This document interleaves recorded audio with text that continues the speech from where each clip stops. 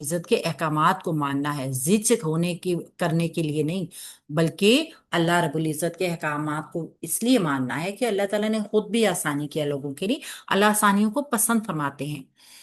سورہ المائدہ آیت نمبر 103، ماں نہیں جعلا بنایا ہے اللہ اللہ تعالیٰ نے، من بحیرتن کوئی بحیرہ، ولا سائبتن اور نہ ہی کوئی سائبہ، ولا وسیلتن اور نہ کوئی وسیلہ، ولا حامن اور نہ کوئی حام۔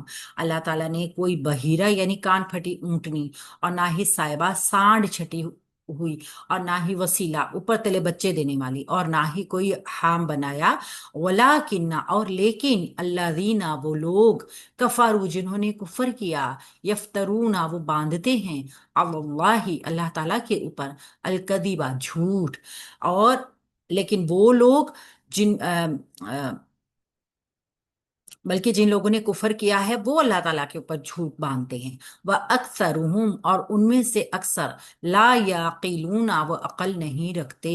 اللہ رب العزت کے اوپر جھوٹ باندھتے تھے، کیا کرتے تھے؟ ہم پہلے گرامر کو دیکھتے ہیں۔ ماں نافیہ ہے، حرف نافیہ ہے، جملے کے اوپر کوئی فرق نہیں ڈالے گی، غیر عاملہ ہے، اور کیا ہے؟ یہ جملے کا کوئی حصہ نہیں بنتی۔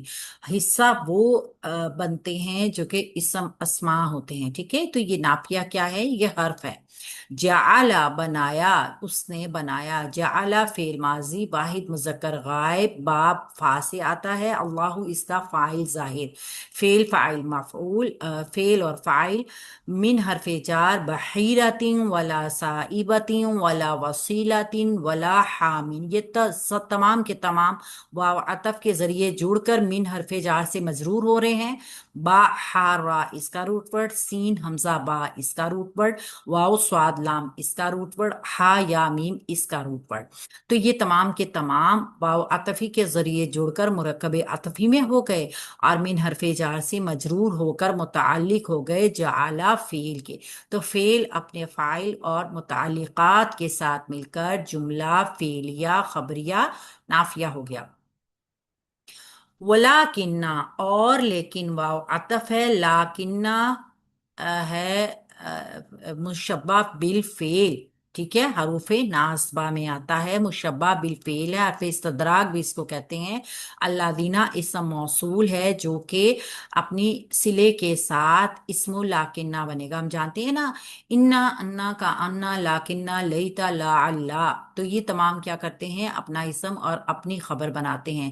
تو جو انا کے اعراب ہوتے ہیں نا اسم اور خبر کے، یعنی انا کا اسم منصوب اور انا کے خبر مرفوع، تو ان کے بھی وہی ہوں گے۔ اللہ دینا اسم موصول ہے، کفارو اس کا صلۃ الموصول ہے، کفارو فعل ماضی جمع مذکر غائب، ہوا کی ضمیر اس کا، ہم کی ضمیر اس کا فاعل، اور باب نون سے آتا ہے، یہ فعل با فاعل ہو کر صلۃ الموصول بنے گا اللہ دینا کے لیے، اور کیا ہو گیا؟ یہ موصول اور صلہ دونوں مل کے لاکنہ کا اسم لاکنہ بنیں گے، محلن منصوب ہو کر، یہ دونوں ہی مبنی ہے نا، تو ہم اس کو محلن منصوب کریں گے، اسم لاکنہ بنا دیں گے۔ یفترون فعل مضارع جمع مذکر غائب، فا را یا اس کا روٹ ورڈ ہے، ہم کی ضمیر اس کا فاعل آ گیا، یفترون مزید فی باب سے ہے، اللہ اللہ حرف جار، اللہ ہی مجرور ہو گیا، متعلق ہو گیا یفترون فعل کے، الکذیبہ اس کا مفعول بھی آ گیا، کاف دال با روٹ ورڈ کے ساتھ، فعل اپنے فاعل متعلق اور مفعول کے ساتھ مل کے جملہ فعلیہ خبریہ ہو گیا۔ یہ جملہ فعلیہ خبریہ اب ایک پیکٹ ہے، ایک پیکٹ ہے، لہٰذا ہم اس کو اس خبرو لاکنہ بنا دیں گے، ٹھیک ہے؟ تو اس طرح لاکنہ اپنے اسم اور اپنی خبر کے ساتھ مل کے جملہ اسمیہ خبریہ ہو گیا۔ واو استنافیہ ہے، اکثرہم مرکب اضافی کا یہ پیٹرن مرفوع اسم ہونے کی وجہ سے، مرفوع اعراب ہونے کی وجہ سے مبتدا بن جائے گا، لا یعقلون، لا لا نافیہ ہے، یعقلون فعل مضارع جمع مذکر غائب، ہم کی ضمیر اس کا فاعل، بے یہ فعل با فاعل جملہ فعلیہ خبریہ خبریہ نافیہ مبتدا کی خبر بن جائے گا۔ اس طرح مبتدا اپنی خبر کے ساتھ مل کے جملہ اسمیہ خبریہ بنیں گے۔ ٹھیک ہے، اب یہاں پہ کیا بتایا گیا ہے؟ یہاں بتایا گیا ہے یہ جو ان لوگوں نے خود ساختہ بنائے ہوئے تھے، بحیرہ، صائبہ، وسیلہ، حام، یہ ان کی جو مقدس ہونا جو ہے نا، یہ اللہ رب العزت کی طرف کر دیتے تھے، حالانکہ ان چیزوں کے تقدس کی اللہ کی طرف سے کوئی سند نہیں تھی۔ بحیرہ، صائبہ، وسیلہ اور حام کے بارے میں بہت سی سندیں ہیں، بہت سے اقوال بھی ہیں، مگر جلیل القدر تابعی حضرت سعید بن مسیب رضی اللہ عنہ نے ان کی جو تفصیل بیان کی ہے وہ صحیح بخاری کی کتاب میں القرآن میں وارد ہے۔ مولانا تقی عثمانی نے بھی اپنے حواشی میں نقل کی ہے۔ بحیرہ ایسا جانور جس کا دودھ بتوں کے نام کر دیا جاتا تھا اور اس کو اپنے کوئی کام میں نہیں لاتے تھے۔ صائبہ ایسا جانور تھا جو بتوں کے نام پر، یعنی جیسے ہمارے زمانے کے سانڈ ہوتے ہیں نا، کھلے پھرتے رہتے ہیں، تو اس طرح وہ بتوں کسی نہ کسی بت کے نام پر اس کو اس کا نام دے کر اور کھلا چھوڑ دیا جاتا تھا، وہ کھائے پیے جو مرضی کرے، نہ اس کو کوئی پکڑ سکتا ہے نہ اس پہ کوئی سواری کر سکتا ہے، یعنی سانڈ وحشی سانڈ ہو گیا وہ۔ وسیلہ ایسی اونٹنی جو مسلسل مادہ بچوں کو جنم دے اور ان کے درمیان کوئی نر بچہ پیدا نہ ہو، تو اس کو بھی بتوں کے نام پہ چھوڑ دیتے تھے، یعنی اس کو متبرک بہت سمجھتے تھے۔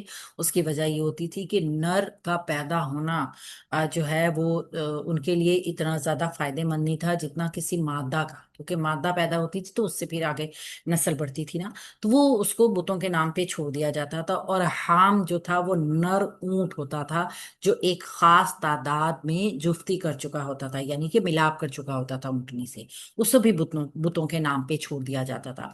تو اس طرح کے جانوروں کو بتوں کے نام پہ منسوب کر کے آزاد چھوڑ دیا جاتا تھا کہ اب ان کو کوئی ہاتھ نہیں لگا سکتا، تو کوئی فائدہ بھی ان سے نہیں اٹھا سکتا تھا، ان کا گوشت بھی نہیں کھایا جاتا تھا، ان کا صدقہ بھی نہیں دیا جاتا تھا، بس ان کا احترام کیا جاتا تھا بہت زیادہ۔